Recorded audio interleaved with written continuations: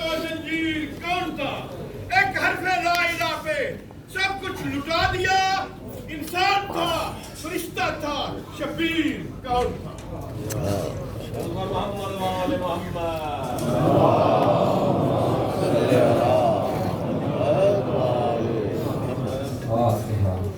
بسم اللہ الرحمن الرحیم الحمد للہ رب العالمین مالک یوم الدین. الأحياء والأموات تابع بيننا وبينهم بالخيرات إنك سميع المصيبة الدعوات إنك قاضي الحاجات إنك لا تعد لكل شيء قدرا. إن الله وملائكته يصلون على النبي يا أيها الذين آمنوا صلوا عليه وسلموا تسليما.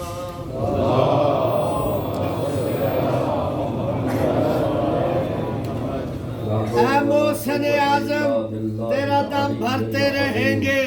قبلہ کروائی اے محسن اعظم تیرا دم بھرتے رہیں گے اور ماتم تیرا اللہ کی قسم کرتے رہیں گے. تو لاکھ چھپے پردے میں اے روح یزیدی لعنت تیری تصویر پہ ہم کرتے رہیں گے. لا حول ولا قوة إلا بالله العلي العظيم. أعوذ بالله من الشيطان الرجيم. بسم الله الرحمن الرحيم. الحمد لله رب العالمين والصلاة والسلام على سيد الأنبياء والمرسلين أبي القاسم محمد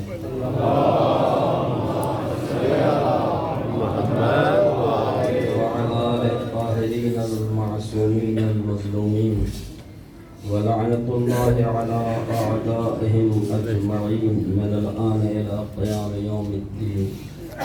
آمين يا رب العالمين.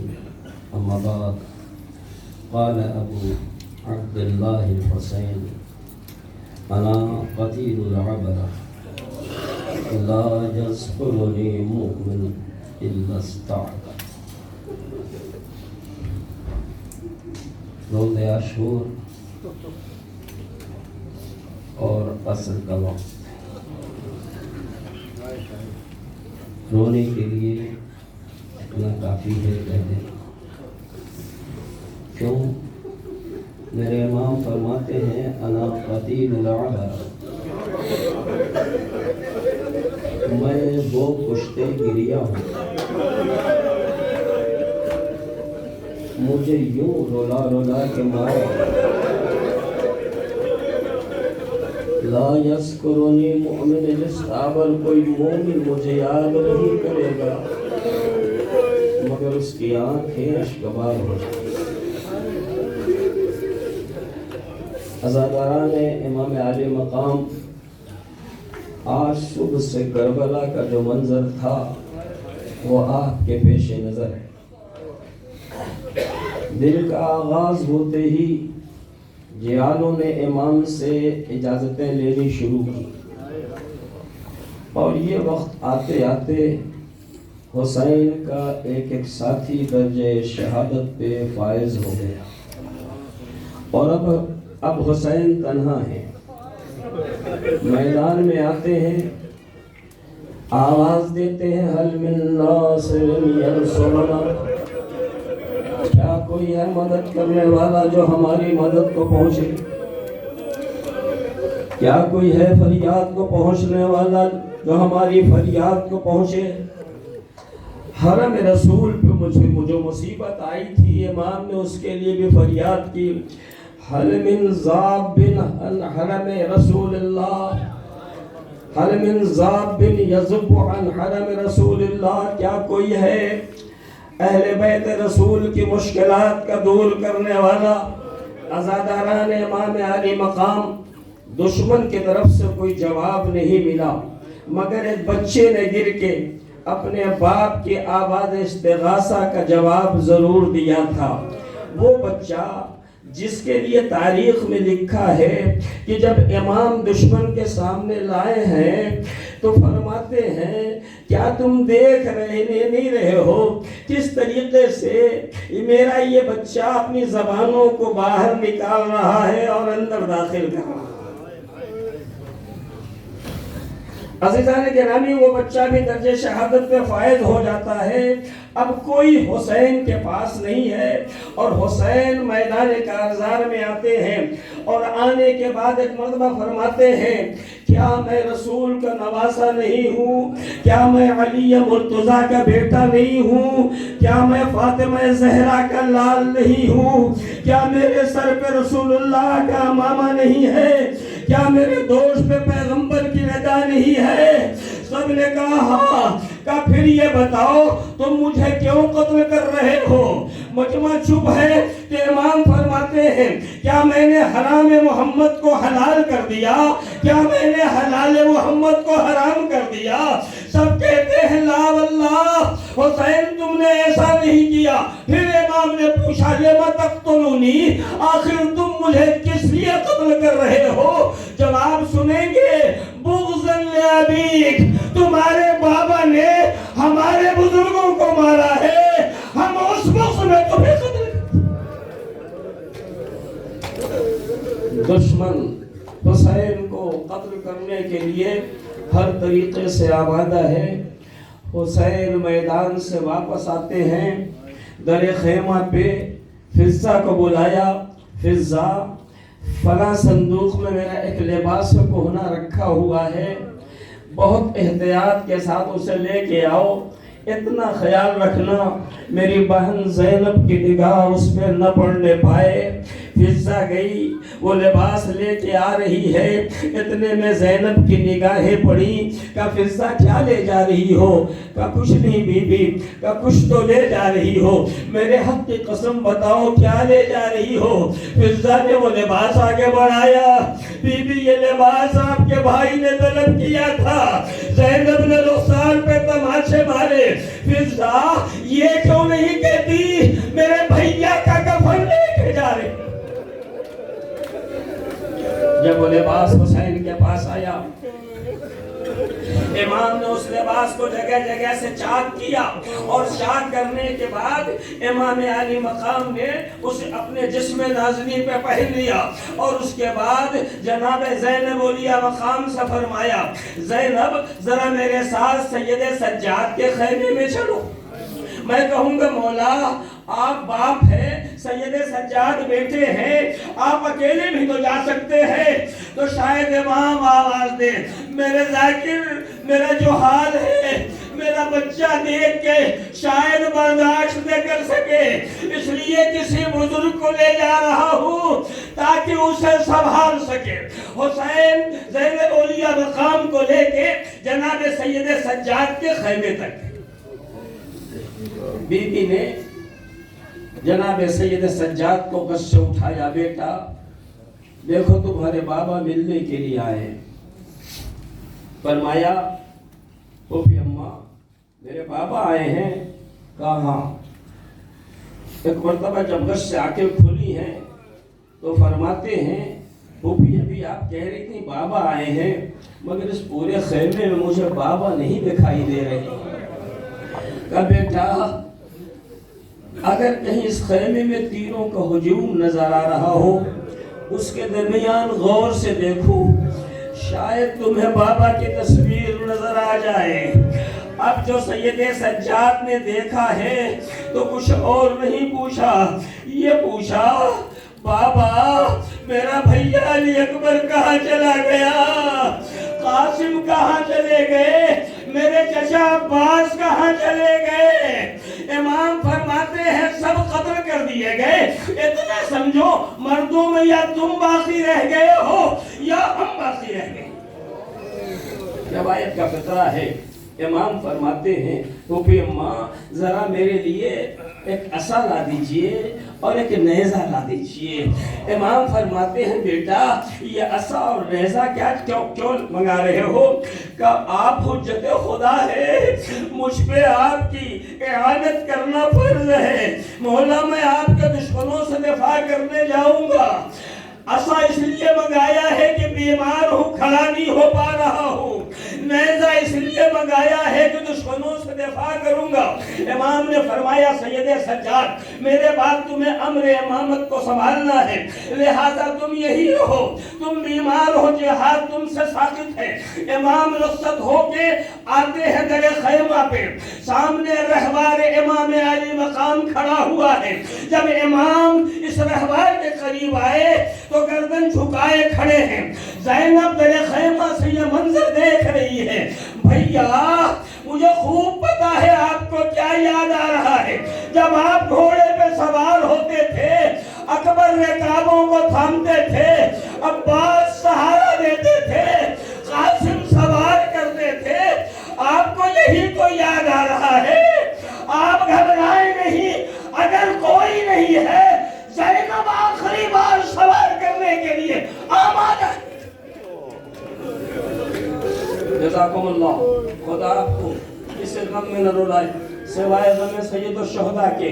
جناب زینب اولیاء مقام اس انداز سے سوال کرتی ہے کہ شاعر کہتا ہے حسین جب کہ چلے بعد دوپہر رن کو، حسین جب کہ چلے بعد دوپہر رن کو، نہ تھا کوئی جو سنبھالے رکاب توسن کو، سکینہ تھامے ہوئے تھی ابا کے دامن کو، حسین چپ کے کھڑے تھے جھکائے گردن کو، ناصرہ تھا کوئی شاہ کربلائی کو، فقط سوار کیا تھا بہن نے بھائی کو۔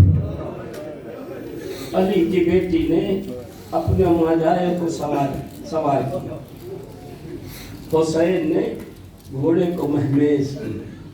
گھوڑا ہے جو چلنے کو تیار نہیں۔ کئی بار امام نے ایسا کیا لیکن وہ رکا ہوا ہے کہ اسب وفادار تو بھی 3 دن کا بھوکا پیاسا، میں بھی 3 دن کا بھوکا پیاسا، تو بھی دن بھر کا تھکا ہے، میں بھی دن بھر کا تھکا ہوں، مگر بس ایک بار میدان میں پہنچا دے، دوبارہ واپس لانے کی زحمت تجھے حسین نہیں دے گا۔ گھوڑے نے گردن جھکائی، آنکھوں سے آنسو روا ہوئے، گویا کہہ رہا ہے مولا میری مجال کہ آپ کے حکم سے سرتابی کروں، مگر ذرا میرے قدموں میں دیکھیے ننھی سکینہ لپٹی ہوئی آواز دے رہی ہے، اے میرے بابا کے گھوڑے میرے بابا کو نہ لے جا، صبح سے جو گیا واپس نہ آیا، میں یتیم ہو جاؤں گی، میں لاوارث ہو جاؤں گی۔ حسین گھوڑے سے اترے، سکینہ کو گود میں اٹھایا، بیٹی ایک تمنا ہے، اگر تم اس طرح رو کے رخصت روگی، جب شمر کا خنجر میرے گلے پہ چلے گا تمہاری روتی ہوئی تصویر مجھے بے چین کرتی رہے گی۔ اگر ممکن ہو تو اپنے باپ کو خوشی خوشی رخصت کر دو، تاکہ جب شمر کی تلوار چلے، جب شمر کا خنجر چلے تو تمہاری مسکراتی تصویر مجھے تسکین دے رہی ہو کہ بابا میں ضرور آپ کو مسکرا کے رخصت کروں گی، مگر بابا میں آپ کے سینے پہ سویا کرتی تھی، آج کے بعد سے آپ کا سینہ نصیب نہ ہوگا۔ کبھی شمر کا تماشا ملے گا، کبھی نوک نیزہ سے اذیت دی جائے گی، کبھی اونٹ کی پرسر زمین پہ گرتی ہوئی نظر آؤں گی۔ اے بابا میری بھی ایک تمنا ہے، جاتے جاتے اسے پورا کر دیجئے۔ کہ سکینہ کیا کہہ رہی ہو کہ بابا اگر ممکن ہو تو جاتے جاتے میرے سر پہ ویسے دست شفقت پھیرے جیسے آپ یتیموں کے ہاتھوں میں پھیرے، تاکہ جب شمر کا تماشا پڑے تو آپ کے ہاتھوں کی نرمی کا احساس ہوتا ہے۔